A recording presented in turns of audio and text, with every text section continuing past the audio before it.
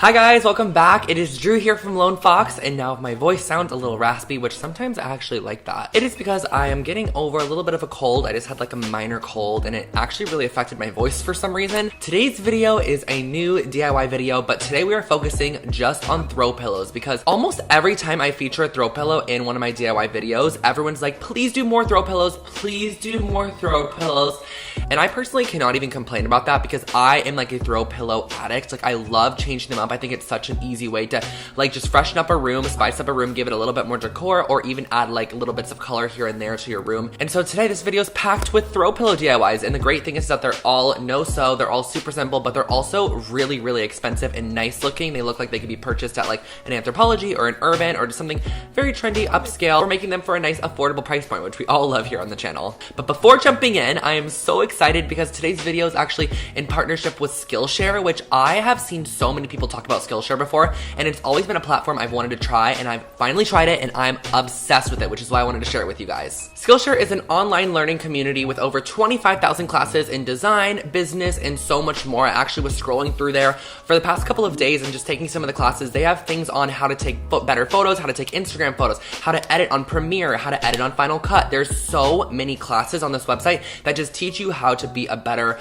content creator or a better business owner. So I personally love the fact that they have a lot of different camera classes, a lot of Illustrator classes. Skillshare is a perfect place to just keep you learning and thriving in your career or your job or your hobby, whatever it might be. But they also were amazing and hooked you guys up, and the first 500 people that actually sign up using the link below, which I'll put in the description box, gets a 2-month free membership, which is amazing. You get 2 full months of free to take whatever classes you want, which is so good. And then after that, a premium membership is only $10 a month. So you're still gonna get a ton of information for such a low price each month. I'd highly recommend Skillshare. I think you guys are going to love it. Pillows are just my life. Like, I'm sorry, they're just my life. So let's get started. So to start off the first pillow, we are using some gray felt, and I got this at the fabric store, super inexpensive, like $4 for a half yard, which is what I use.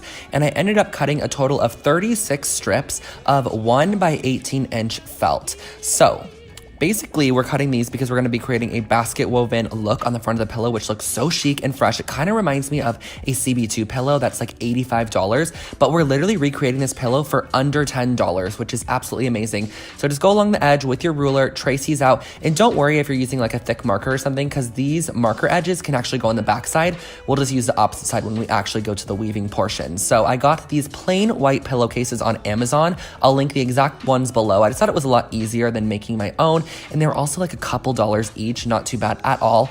And I went across the whole side on, this is like the starting edge, and I laid down my 1-inch strips all the way down the whole starting edge. Let that dry for a little bit, and then we can start the basket weaving process. So basically, basket weaving is super easy. All you do is lift up every other strand, insert a new piece, which is just one of our strips that we pre-cut, and then you flip them the opposite way. So then I went in with my opposite strands, flipped up every other one, and then laid down again another strip just to fill in the gap. And this is just a repetitive process all the way down. It's super simple, honestly, you guys. Just make sure everything's really tight and nice and neat, and you are good to go. It's very simple. You just complete the process all the way until you reach the bottom edge of the pillow.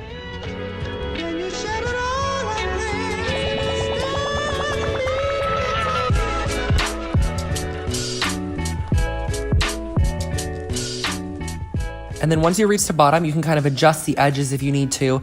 And then what you're gonna go into doing is just gluing this down onto the actual pillow base. So I used Fabri-Tac adhesive, and if you've never used this before, it's literally like a liquid seam. You can even wash materials after this is completely dry. It's amazing. I get it at Michael's. It's a couple dollars with a coupon, so it's very muchly worth it as opposed to having to sew. And I just went all the way around and made sure there was a lot of glue on all the edges, and then also went back and added glue to any edge that just needed to be tacked down a little bit more. And then once you're completely done gluing it down and letting it dry, you can flip it over, use a good pair of scissors to cut off the excess around the edge, and that is your felt woven pillow. Yes, indeed.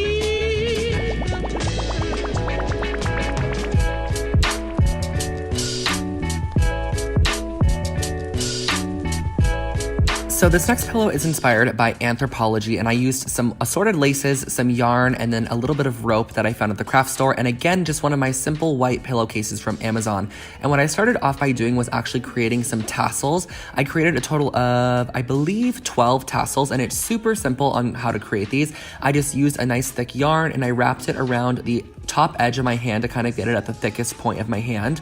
And then once you wrap it around the top edge of your hand, you can cut off the excess with a pair of scissors, gather it in the center and just kind of hold it there. And then you can lay it over the top of a smaller piece of yarn, tie it in a knot. And then once that's all tied, just cut all the loops so that they're their own little pieces of fringe. And you have a little tiny puffball pom-pom. You are then gonna wanna go in and just glue down your laces. And the fun thing about this project is that you can be totally creative your own way. Like, feel free to add as many different laces as you want, as many different textures, textiles, whatever it might be, different fabrics, different 3D elements like pom-poms. You could fill a whole pillow with these pom-poms, maybe reverse the colors of them, use yarn with multiple colors. You can just be so creative, but I really wanted to create sort of that very natural anthropology, just like Urban Outfitters vibe with this pillow. So then I went in and I added a little bit more lace to that center section, just a flat lace. I added 3 total strands of that all the way down the center. And then on the left and the right side, I also decided to add a little bit of this like natural cording. I just made all my colors coordinate, which I thought just in the end kind of gave it a little bit more of a cohesive look and made it look a little bit more expensive than it actually was. And down the center, I added 2 little strips of yarn that we use for the pom-poms just to kind of finish off that area. And I also added a little strip to both the bottom and the top of it because I thought this really added a like finished off edge look, which overall just made the pillow look a little bit more expensive as well. And when you're completely done, you can cut off all the lace on both sides, flip it over, and you're good to go. Turn on you. Yes, indeed.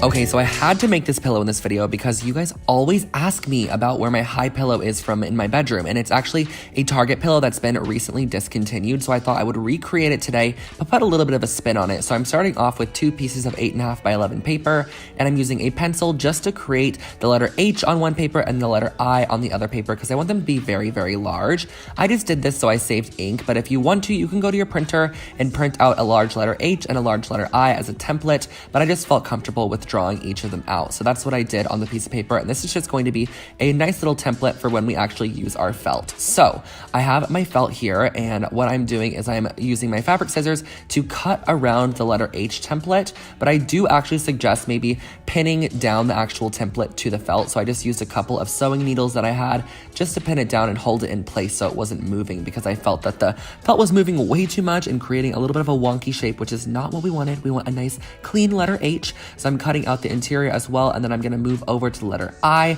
and cut out the letter I as well. You're gonna need the little dot on the top and the bottom portion. And then once you have those completely done, we're using a plain white pillowcase again, and I'm just using a tiny bit of glue on this just to sort of lock it in place for when we actually go to sew it down. And yes, we are hand sewing this down, but don't worry, it took me about 15 minutes for both the letters. Super easy and simple. I'm just using a sharp sewing needle and some embroidery floss, and I'm just going in and out very randomly and very sporadically just to create that handmade element. This really adds a nice quirky touch to the pillow, I think, as opposed to just leaving it like the letter high. This definitely gives it that handmade vibe and looks like something that was handcrafted for your bedroom, which I think looks really nice and very urban or anthro inspired for sure. So I went around all the way on the letter H, and I went around the letter I as well to finish off this pillow.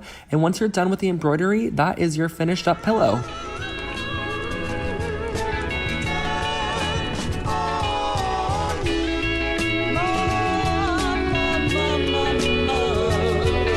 Turn on you.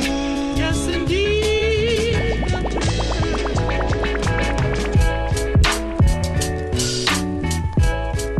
So next up, we're creating a modernized tie-dye pillow, and I absolutely love the outcome of this pillow. I think it's perfect for like any beach house for sure, or just if you like the vibe in general. So what I'm starting off by doing is taking some muslin, cutting it down to like a rough 18 by 18 shape with a little excess, and then I'm grabbing it from the center point and then just kind of pulling all the excess down and using rubber bands just to band off every about an inch or inch and a half section until you reach the very bottom portion of the little piece of muslin fabric. So wherever there's a rubber band, essentially the ink is not going to grab into. So what I'm doing doing is I got this little trash bin that I decided to use as a bucket, and I use hot water with some of my indigo dye I got at the craft store. I only used about a third of it, so you have a lot more for the project as well. Just mix it up and dip in your little tie-dyed piece. You could actually do the pillowcase itself if you wanted to, but I just wanted to do an actual piece of muslin fabric to see how it worked out, just so I didn't ruin a pillowcase in case it didn't come out how I wanted it to. And the muslin looked amazing when I took off the rubber band, so I just took off all the rubber bands after dabbing it with a little bit of paper towel just to make sure that it was not as like dripping wet as it would have been if I didn't do that. And I opened it up and it looked so good. So you guys can actually do so many different tie-dye methods to make so many different types of tie-dye, but I thought this circle was really graphic and bold. It would look so amazing on a couch. So I just glued this muslin down to a plain white pillowcase, flipped it over, cut off all the excess along the edges, and that finishes off this little modernized tie-dye pillow.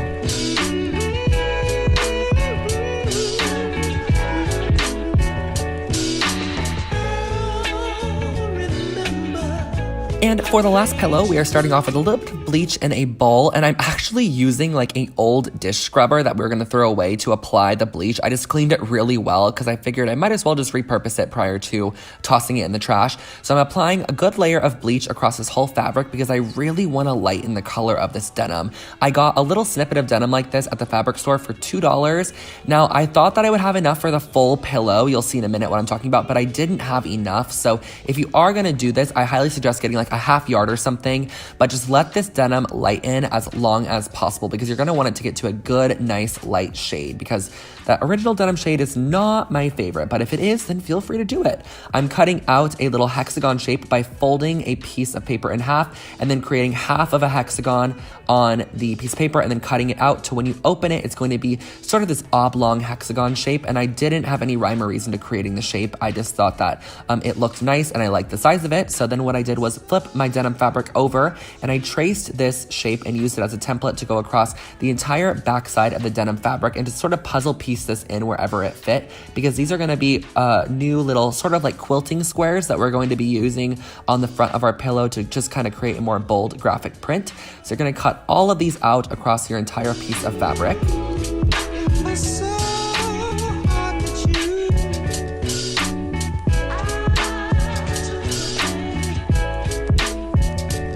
And once they're all cut out, you can kind of place them out how you want them to be. I found out I didn't have enough to cover the entire pillow, but I did have enough to create this sort of vertical stripe down the front of the pillow. So I used my Fabri-Tac adhesive again and just glued these down. And I love the way that it looks. This pillow really reminds me of a handmade like Anthropologie pillow that you'd see that they weren't actually selling. It was just like on display. So I like this method. I thought it was fun. It's interesting. But if you do the full pillow, I think it would look even more pretty. So this finishes off the last one.